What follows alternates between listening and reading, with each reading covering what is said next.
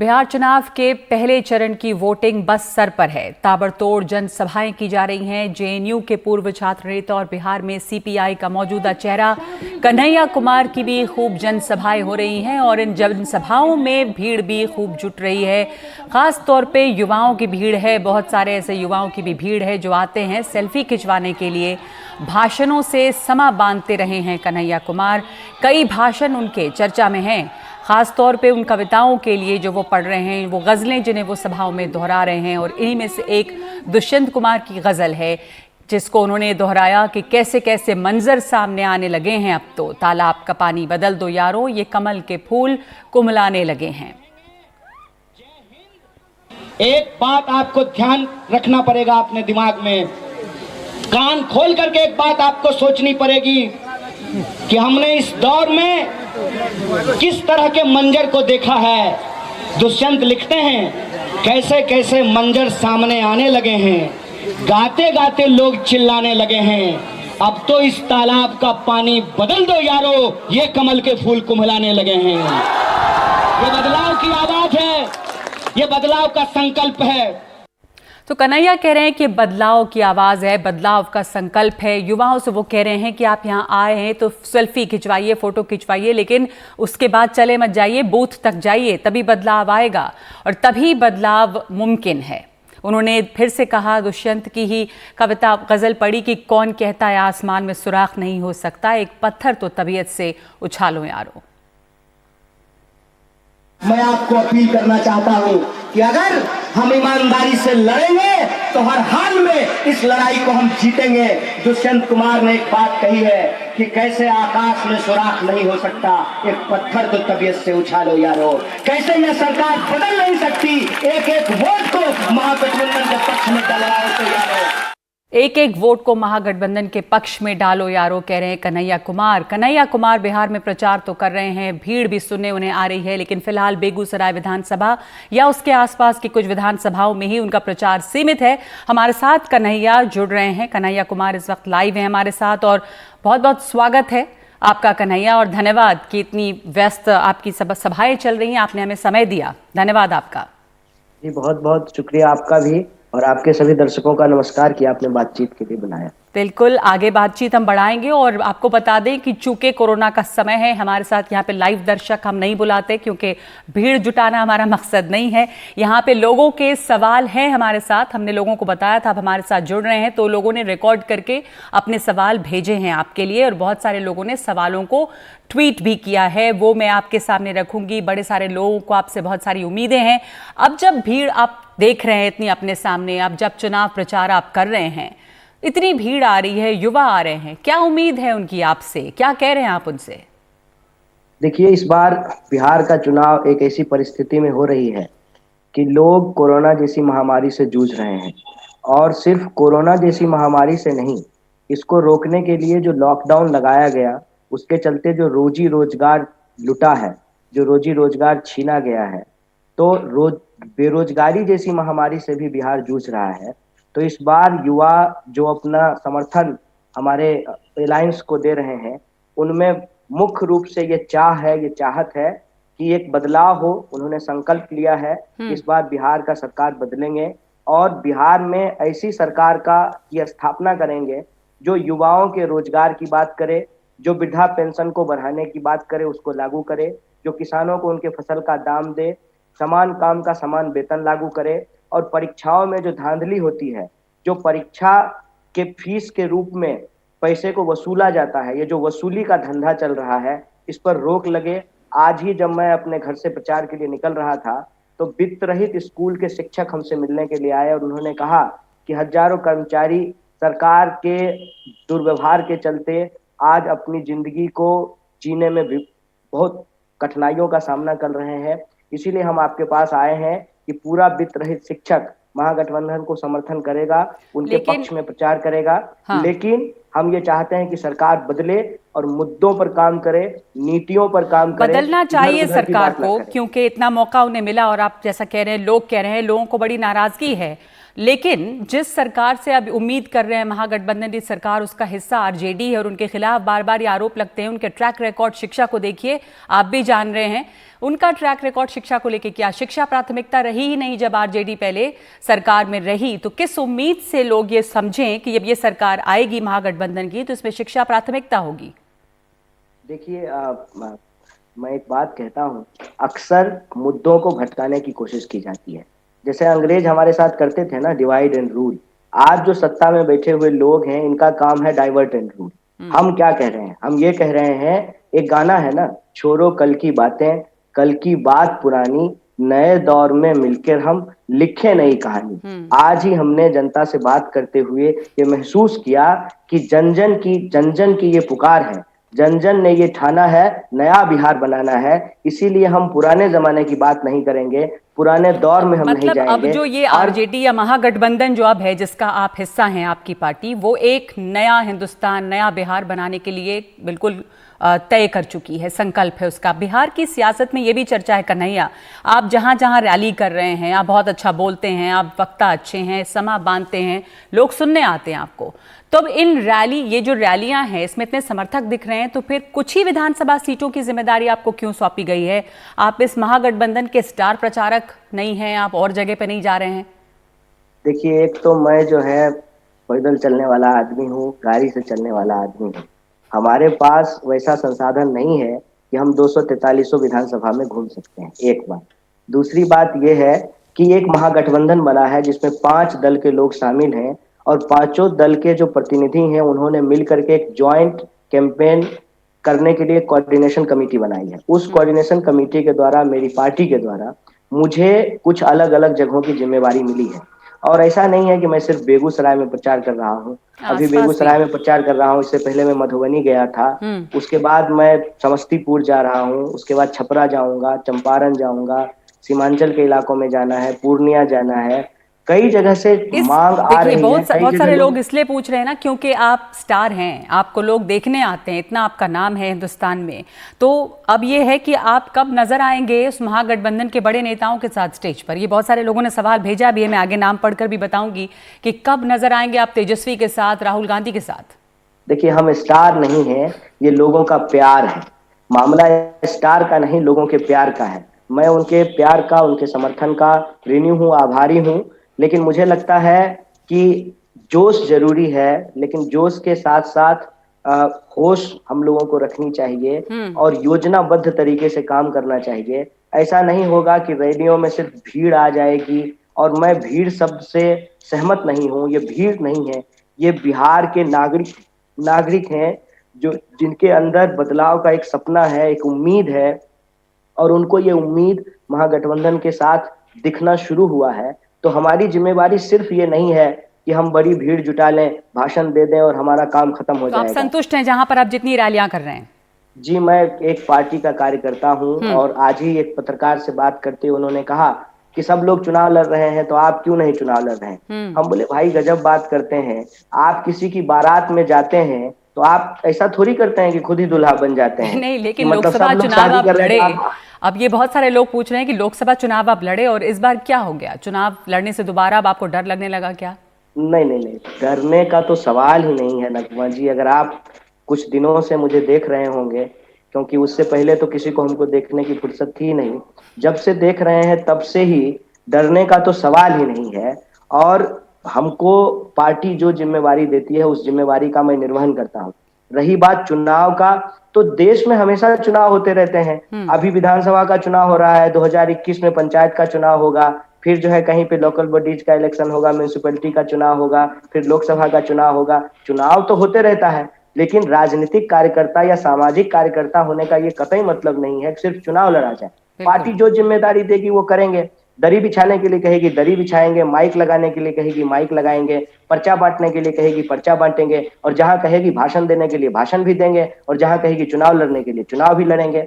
मेरा ये कहना है कि राजनीति जो संगठन करते हैं, जो पार्टी करती है, वो एक टीम वर्क से चलता है, एक टीम की तरह काम करते हैं।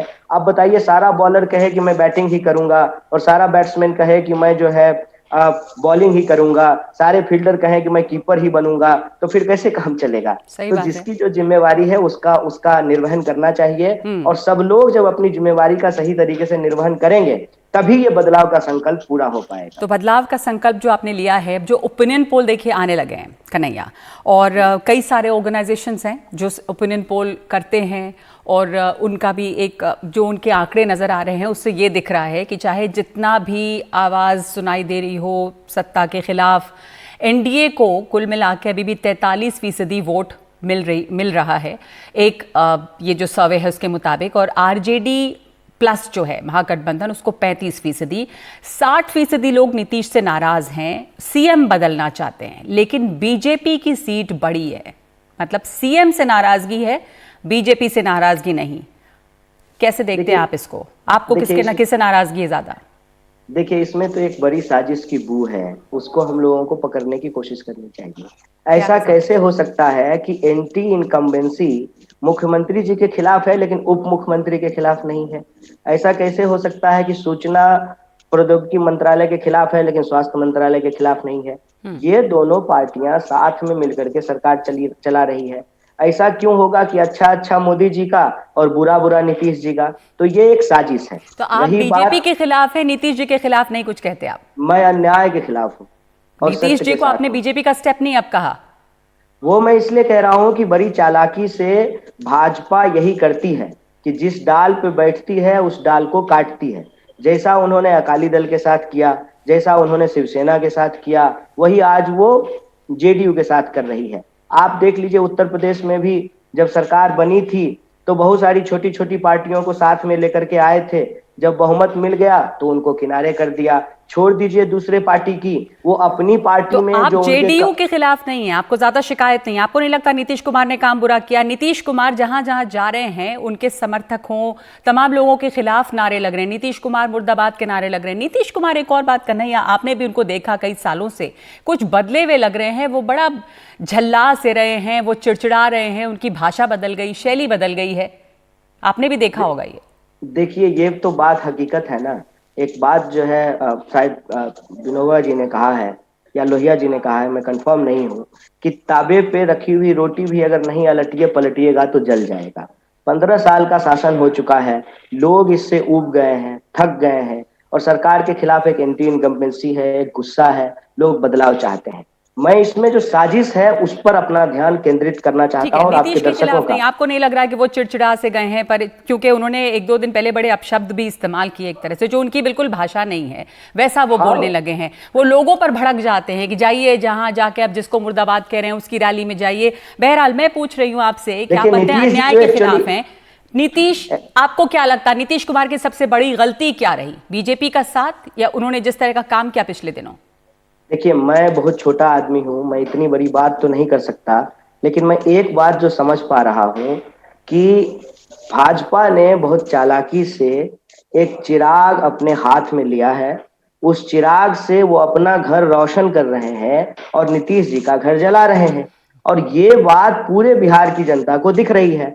नीतीश जी का चिड़चिड़ापन जो है वो इस बात के लिए है कि वो अपनों से परेशान हुए हैं। वो एक शेर है ना कि हमारी किश्ती वहां डूबी जहां पानी कम था, मुझे अपनों ने लूटा गैरों में कहां दम था, मेरी किश्ती वहां डूबी जहां पानी कम था। नीतीश जी की ये चिड़चिड़ाहट इसलिए है कि साथ में बिठा करके बीजेपी उनके खिलाफ एक साजिश रची है, और बीजेपी का प्लान ये है कि नीतीश जी को साथ में रख करके डंप कर दिया जाए। मैं ये जो नीतीश जी चारों तरफ से घिरे हुए हैं, मैं इसीलिए कहता हूं बीजेपी ने चिराग को साथ लिया है और वो उसी से अपना घर रोशन कर रहे हैं और नीतीश जी के घर में अंधियारा ला रहे हैं। तो मैं दिख रहा है दिख रहा है बिहार की जनता को। एक ब्रेक ले रहे हैं, बहुत सारे सवाल लोगों ने भेजे हैं आपके लिए और वापस लौटेंगे हम लोगों के सवालों के साथ।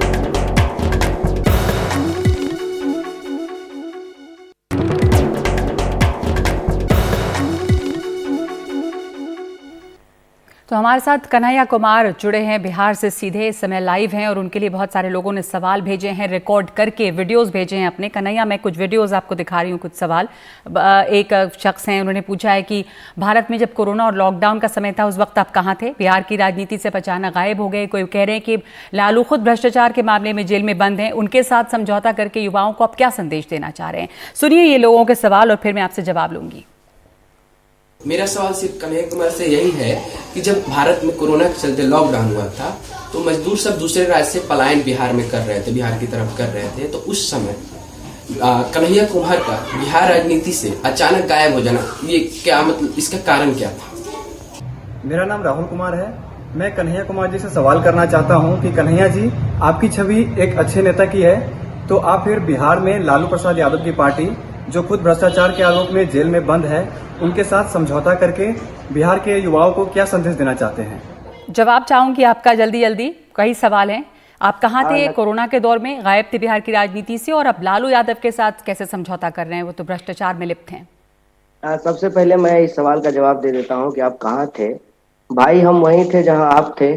सब लोग लॉकडाउन में अपने घरों में बंद थे और अपनी जितनी क्षमता है उस क्षमता से लोगों की मदद कर रहे थे। लेकिन देखिए, जिसको कहते हैं कि कैसे लोगों के दिमाग को ट्रेंड किया गया है कि सवाल स्वास्थ्य मंत्री से पूछने की बजाय विपक्ष के जो है कार्यकर्ता से सवाल पूछा जा रहा है। अगर मैं इसका जवाब ये भी कह दूं तो इस पे अपने आप कई सवाल खड़े हो जाएंगे कि मैं स्वास्थ्य मंत्री के साथ लूडो खेल रहा था। देखे थे कि नहीं आप स्वास्थ्य मंत्री को लूडो खेलते हुए? ये सवाल सरकार से पूछा जाना चाहिए कि सरकार क्या कर रही थी। हम विपक्ष में होकर के क्या कर सकते हैं? अपनी सीमित संसाधन से लोगों की मदद कर सकते हैं, वही लोगों की मदद कर रहे थे। और जब लॉकडाउन के नियम थे, जब पूरे देश के नागरिकों को उसका पालन करना था, तो मैं भी पालन कर रहा था।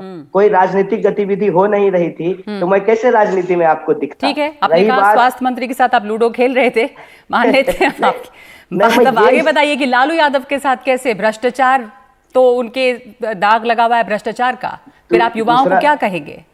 देखिए, दूसरा सवाल का जवाब ये है कि हम किसी व्यक्ति के साथ कोई समझौता नहीं किए हैं। हमारा अलायंस 5 पार्टियों का अलायंस है और सभी पार्टियों का जो घोषणा पत्र है, उस घोषणा पत्र को मिला करके एक संकल्प पत्र तैयार किया गया है। और यह जो संकल्प पत्र है, ये कॉमन मिनिमम प्रोग्राम है। और ये जो कॉमन मिनिमम प्रोग्राम है, जिसमें हम रोजगार की बात कर रहे हैं, जिसमें हम स्वास्थ्य की बात कर रहे हैं, शिक्षा की बात कर रहे हैं, नया बिहार को कैसे बनाया जाए, इसके जो रिसोर्सेज हैं, जो बिहारी डायस्पोरा है, इसको कैसे एक्सप्लोर किया जाए, हम इन मुद्दों की बात कर रहे हैं। हमारा समझौता किसी नेता से नहीं, नीति से है। हमारा समझौता किसी चेहरा से नहीं, चरित्र से है। और हम इस नियत के साथ ये समझौता किए हैं कि हमको सिर्फ सत्ता में शामिल होना नहीं है, बल्कि सत्ता में शामिल होने का यदि अवसर मिले तो बिहार की जो बदहाली है उससे कैसे मुक्त कराया जाए, ये उद्देश्य है। अनावश्यक तरीके से और लोगों ने सवाल भेजा है। कन्हैया, एक पंक्ति का और जवाब है इसमें। रहा बात भ्रष्टाचार के आरोप का, भाई साहब आपने देखा है, भ्रष्टाचार के आरोपी जब भाजपा को ज्वाइन कर लेते हैं तो सदाचारी हो जाते हैं, उससे बाहर जो है वो भ्रष्टाचारी रहते हैं। तो हम ये जो राजनीतिक पतन हुआ है, उस राजनीतिक पतन के बीच हम चाहते हैं कि राजनीति मूल्यों पे आधारित हो, नीतियों पे आधारित हो, और जो इसमें भरोसा रखने वाले लोग हैं उनकी शक्ति को इकट्ठा किया जाए और देश को तोड़ने वाली, देश को बेचने वाली, देश को कमजोर करने वाली ताकतों को कमजोर किया जाए। ये सब बातें हो रही हैं, लेकिन क्या बदलाव बिहार में जब वोटिंग होती है, किन मुद्दों पर वोटिंग होती है? क्या रोजगार मुद्दा बनता है? सवाल भेजा है किसी ने इसी से जुड़ा हुआ कि आखिर कैसे बिहार जातिवाद से विकासवाद की पटरी पर आएगा? इसका आप जवाब देना चाहेंगे? मैं सुना दूं पहले उनका सवाल कि किस तरह से जातिवाद से विकासवाद की पटरी पर आएगा बिहार? चूंकि बिहार में हमेशा से जातिवाद राजनीतिक पार्टियों का मुख्य आधार रहा है, इसी के आधार पे वे लोग चुनाव जीतते आए हैं या अपना वोट मांगते आए हैं। तो मैं यह पूछना चाहता हूं कि आखिर कैसे बिहार जातिवाद से विकासवाद की पटरी पर लौटे? जिस भी साथी ने सवाल पूछा है, बहुत अच्छा प्रश्न किया है। सबसे पहले तो मैं ये कहना चाहता हूं कि हमको आशावादी होने की जरूरत है। अंग्रेजों ने हमारे ऊपर 200 साल शासन किया, क्या हमको अंग्रेजों से मुक्ति नहीं मिली? मिली ना। तो जो भी समस्या समाज का है, सबसे पहले जरूरी ये है कि आपके भीतर इच्छा शक्ति होनी चाहिए उस समस्या से निदान का। जहां चाह वहां राह, और बिहार के लोग यह बात बखूबी जानते हैं कि एक अकेला इंसान दशरथ मांझी छेनी हथौड़ी से पहाड़ काट करके रास्ता बना दिए। आज बिहार के युवाओं के अंदर वही जोश दिखता है। उन्होंने कहा है, उन्होंने समझा है कि हम जात पात से ऊपर उठ करके रोजगार की बात करेंगे, और जो रोजगार का मुद्दा है वो किसी एक जात का मुद्दा नहीं है, बिहार की ये सभी राजनीति जाति का में क्या मुद्दा है। कन्हैया कुमार दशरथ मांझी बनेंगे? देखिए, ये तो बड़ा सौभाग्य है कि आपको अगर समाज में कुछ अच्छा करने का अवसर अगर मिले तो निश्चित तौर पे यह काम करने की कोशिश करनी चाहिए। हम ये कहने की कोशिश कर रहे हैं बार बार अपने बिहार के लोगों को कि हमको किसी भी पुरानी रूढ़िवादी समस्याओं में जकड़ने की बजाय उसका निदान क्या हो सकता है उस पर ध्यान केंद्रित करना चाहिए। जैसे अभी नगमा जी, आपने एक बहुत जरूरी सवाल पूछा था ओपिनियन पोल के बारे में। ओपिनियन पोल जो आ रहा है उसमें भी तो कहीं ना कहीं जातीय कैलकुलेशन के आधार पे ही रिजल्ट दिखाए जा रहे हैं। और रही बात ओपिनियन पोल से घबराने की, तो हम क्यों घबराएंगे? हम तो ऑलरेडी हारे हुए लोग हैं। जो सत्ता में बैठे हुए लोग हैं उनकी नींद हराम हो गई होगी। इतना क्लोज हो गए हैं तो मामला बदल भी सकता है। वैसे भी सरकार ओपिनियन पोल से नहीं, एक्चुअल पोल से बनती है।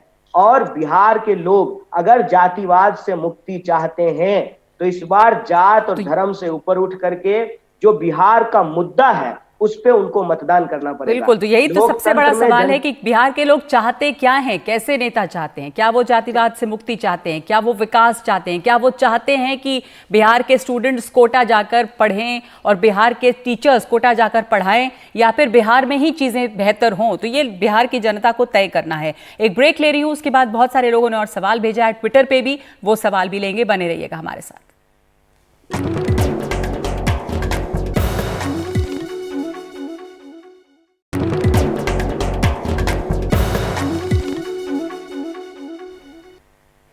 हमारे साथ कन्हैया कुमार जुड़े हुए हैं जो चुनावी सभाओं में इन दिनों व्यस्त हैं और बेगूसराय और उसके आसपास के इलाकों में दूसरी विधानसभाओं में वो प्रचार कर रहे हैं। और लोग सवाल पूछ रहे हैं आपसे कि आप और ज़्यादा प्रचार क्यों नहीं कर रहे हैं, कितने आप लोकप्रिय हैं, तो आपको तो स्टार प्रचारक बनाना चाहिए था महागठबंधन की तरफ से। बहुत सारे लोगों ने ट्विटर पर सवाल भेजा है कन्हैया। लेकिन आगे बढ़ूँ मैं, उसके पहले ये एक सवाल जहन में आता है कि जो महागठबंधन है उसमें बहुत एकजुटता स्टेज पर कम से कम नज़र नहीं आ रही है और अलग थलग दिख रहा है महागठबंधन। वाम दलों में सबसे ज़्यादा सीटें माले को मिली है, भाकपा को 6 मिली है, आपकी पार्टी यानी कि, और उसके अलावा 4 सीट मिली है। अब क्या है कि राष्ट्रीय जनता दल के साथ स्टेज साझा जो है वो सिर्फ माले कर रहा है। एक भी ऐसा कार्यक्रम नहीं हुआ है जिसमें कि जो लेफ्ट पार्टीज है तीनों वो एक साथ स्टेज पर नजर आई। तो ये लोगों को दिख रहा है कि एकजुटता नहीं है लेफ्ट पार्टीज में। देखिए, इसकी सबसे बड़ी वजह यह है कि जो सीपीआई और सीपीआईएम है, जिनको 6 और 4 सीट मिला है, इनके किसी भी प्रत्याशी का चुनाव पहले चरण में नहीं है। इनके सभी प्रत्याशियों का चुनाव या तो दूसरे चरण में है या तीसरे चरण में है। पहले चरण में जो लेफ्ट पार्टी है सीपीआईएम लिबरेशन, उसके ज्यादातर कैंडिडेट का चुनाव है। इसीलिए आरजेडी के लीडर जो है सीपीआईएम लिबरेशन के मंच पे दिख रहे हैं। अननेसेसरी जो है इस बात को मुद्दा बनाया जा रहा है, ऐसा बिल्कुल भी नहीं है। और जो लोग कह रहे हैं कि 243 विधानसभा क्यों नहीं घूम रहे हैं, हेलीकॉप्टर नहीं है भाई, तो इसीलिए जो है गाड़ी से 243 विधानसभा पहुंचना मुश्किल है। और नगमा जी, वक्त बहुत कम है। एक बात मैं आपसे कहना चाहता हूँ, आपने कहा कि चुनाव नहीं लड़ रहे हैं, डर गए क्या? चुनाव तो आप भी नहीं लड़ रहे हैं, लेकिन लड़ाई तो रोज लड़ते हैं ना। सब लोग इस देश के चुनाव नहीं लड़ते हैं। कई बार तो आप तो नेता है ना, आपको लोगों को उम्मीद है आपसे, आप तो लोकसभा चुनाव लड़े। नेता का ये मतलब थोड़ी है कि वो रोज चुनाव लड़े, हर वक्त चुनाव ही लड़ता रहे। तो आप बिना चुनाव लड़े लड़ाई लड़ेंगे भी होनी चाहिए। जी जी, ठीक है ठीक है। एक ट्विटर पे सवाल आया है, आदर्श कुमार हैं, वो भेज रहे हैं सवाल की विकास के मामले में लालू और नीतीश में आप किसको बेहतर मानते हैं, और नीतीश कुमार का मंच से खुलेआम विरोध आप नहीं करते हैं, क्या कन्हैया सिर्फ बीजेपी विरोधी हैं? अगर एनडीए टूटता है चुनाव के बाद तो क्या आप नीतीश को समर्थन देंगे? देखिए, मैं जो है किसी का भी अंध विरोधी या अंध समर्थक नहीं हूँ। मैं मुद्दों के आधार पे लोगों का समर्थन और विरोध करता हूं, और हमारा मुद्दा जनता का मुद्दा है, उसी को हम प्राथमिकता पे रखते हैं। रही बात कि आप एक पार्टी का ज्यादा विरोध करते हैं, दूसरी पार्टी का कम विरोध करते हैं, हम सिर्फ विरोध करने के लिए विरोध नहीं करते हैं। हमारा काम जो है वो सिर्फ हंगामा खड़ा करना नहीं है। और ये बात हम इसलिए कह रहे हैं कि विपक्ष में रहते हुए भी अगर कोई व्यक्ति अच्छा काम करे तो उसका जो है समर्थन करना चाहिए, और सत्ता पक्ष में रहते हुए तो भी मतलब अगर एक मिनट कन्हैया, आपको रोक रही हूँ, विपक्ष में विरोध कोई अगर अच्छा काम करे तो समझ, तो आपको क्या लगता है कि कुछ अच्छा काम किया नीतीश कुमार ने, भाजपा ने कुछ अच्छा काम किया, केंद्र सरकार का कोई काम आपको अच्छा दिखा? आप कह रहे हैं कि तारीफ करनी चाहिए। देखिए, भाजपा का काम भले जमीन पे अच्छा ना दिखा हो और वो जमीन पे लागू भले ना हुआ हो, लेकिन जो कम से कम नारों के शक्ल में आया है, जिसको ट्विटर के बहुत सारे लोगों ने सवाल पूछा है, तो ट्विटर पे जिसको जुमलेबाजी कही जाती है, अगर वही बात सच में लागू हो जाए तो ये बहुत अच्छी बात है। तो मतलब जैसे सिर्फ जुमले अच्छे बेटी, हैं? हाँ, मैं कह रहा हूं कि वो बात अगर जमीन पे लागू हो जाती तो बहुत अच्छा होता। जैसे बेटी बचाओ बेटी पढ़ाओ, बोलिए कौन ऐसी महिला होगी या कौन ऐसा संवेदनशील पुरुष होगा जो इस बात से इनकार करेगा कि बेटी को नहीं बचाना चाहिए और बेटी को नहीं पढ़ाना चाहिए। तो ये बात तो बहुत अच्छी है, लेकिन हुआ क्या इसमें? बेटी बचाओ बेटी पढ़ाओ के फंड से एक भी स्कूल नहीं खोला गया, एक भी कॉलेज नहीं खोला गया। सारा का सारा पैसा जो है सिर्फ प्रधानमंत्री जी का खोबरा चमकाने में खर्च ठीक है, आपने बीजेपी की बात की, आपने कुछ दिनों पहले एक बयान दे दिया था जिसको लेके कि बड़ा कंफ्यूजन भी रहा, फिर आपने सफाई दी कि बीजेपी जो ऐसी वॉशिंग मशीन है कि जो दुराचारी है वो सदाचारी बन जाता है धुलने के बाद में। तो फिर आपने कहा क्लैरिफाई करते हुए कि चाहे पूरी जनता बीजेपी के साथ चली जाए मैं तो नहीं जाऊंगा। उसकी वजह ये है कि बीजेपी सिर्फ एक पार्टी नहीं है, एक विचारधारा है और एक विचारधारा का प्रतिनिधित्व करती है, और वो विचारधारा नफरत पे आधारित है, भेदभाव पे आधारित है, लोगों को आपस में बांटती है, और जब भी इनको मौका मिला है इन्होंने देश को कमजोर किया। कोई आपत्ति नहीं है आपको, हालांकि वो बीजेपी के साथ गए हैं। तो मैं सवाल दोहरा रही हूं जिस शख्स ने पूछा था कि क्या आप नीतीश को समर्थन दे देंगे अगर एनडीए टूटता है, तो उनसे परहेज नहीं है। देखिए, ये तो वही बात हो गई है ना कि बच्चा हुआ नहीं है और आप नाम रखने के लिए आपस में लड़ रहे हैं। 10 तारीख को परिणाम आने दीजिए, ओपिनियन पोल से अपना ओपिनियन मत बनाइए, मेहनत कीजिए, सरकार को बदलने के लिए मेहनत कीजिए। वो जो संकल्प पत्र है, उस संकल्प पत्र में जिसमें हम रोजगार की बात कर रहे हैं, समान काम के समान वेतन की बात कर रहे हैं, सबके अधिकार की बात कर रहे हैं, विकास, बिहार के विकास की बात कर रहे हैं, उसको अपना जन समर्थन दीजिए, अपने गुस्से को वोट में तब्दील कीजिए, बूथों पे जाकर के मेहनत कीजिए, और जब 10 तारीख को परिणाम आएगा मुझे लगता है अपने आप ये सारे सवाल अपने आप गायब हो जाएंगे। एक और ट्वीट है शिव कुमार @शिवकुमार67 के नाम से इन्होंने ट्वीट किया है, भ्रष्टाचार के खिलाफ कार्रवाई को लेकर मोदी सरकार के बारे में आपकी क्या राय है? देखिए, भ्रष्टाचार के खिलाफ कोई कार्रवाई मोदी सरकार ने नहीं की है। इसका मैं कुछ उदाहरण आपको दे देता हूं। अभी बिहार के बाद बंगाल में चुनाव होगा। बंगाल के एक टीएमसी के नेता थे मुकुल रॉय, जिनके ऊपर कई तरह के स्कैम का आरोप था। उस पर कार्रवाई करने की बजाय बीजेपी ने उसको अपनी पार्टी में शामिल करा लिया। और आप देखिए कि जितने भी दूसरे दलों के भ्रष्टाचारी हैं, एक एक करके भाजपा उनको अपनी पार्टियों में शामिल करा रहा है। मैं बस याद दिलाना चाहता हूं, बड़ा जोर शोर से 2014 से पहले 2G 3G जीजा जी की चर्चा की गई थी। कितने मामलों में कार्रवाई की गई है? उल्टे ये देखने को मिला है कि भ्रष्टाचार के ऊपर कार्रवाई करने की बजाय इसको एक राजनीतिक टूल के रूप में इस्तेमाल करते हैं। ईडी सीडी का डर दिखा करके लोकतंत्र का, लोकमत का हनन करते हैं। भ्रष्टाचार को लेकर के भाजपा बिल्कुल भी गंभीर नहीं है। मतलब गंभीर नहीं है, सिर्फ डराने के लिए इस्तेमाल कर रहे हैं आप कह रहे हैं। भाजपा के आ जाने के बाद भी भ्रष्टाचार नहीं रुका है। ठीक है, दो बस छोटे छोटे ट्वीट और हैं, मैं पढ़ देती हूँ, आप कुछ कमेंट अगर उस पर टिप्पणी देना चाहें तो। संजीव कुमार कह रहे हैं कि आप चंद्रशेखर रावण की तरह सड़क पर क्यों नहीं उतरते हैं कन्हैया कुमार। और आसिफ लारी कह रहे हैं कि कन्हैया और तेजस्वी एक साथ कब दिखाई देंगे मंच पे।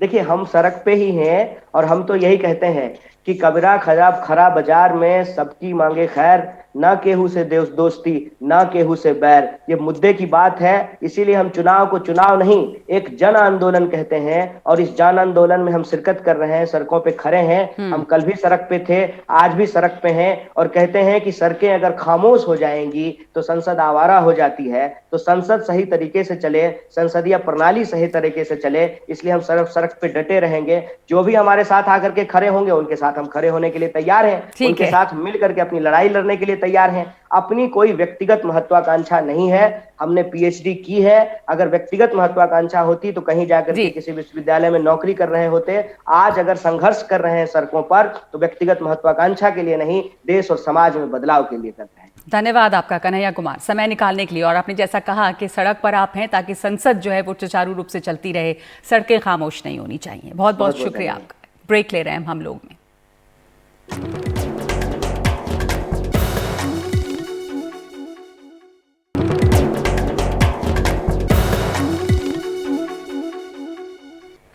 तो हम लोग में आज हम बात कर रहे थे कन्हैया कुमार से, जो कि महागठबंधन का इस दफ़ा हिस्सा हैं। लेफ्ट पार्टियां भी महागठबंधन में शामिल हैं और आपको इस ग्राफिक्स के जरिए दिखाते हैं कि महागठबंधन में किसको कितनी सीटें मिली हैं।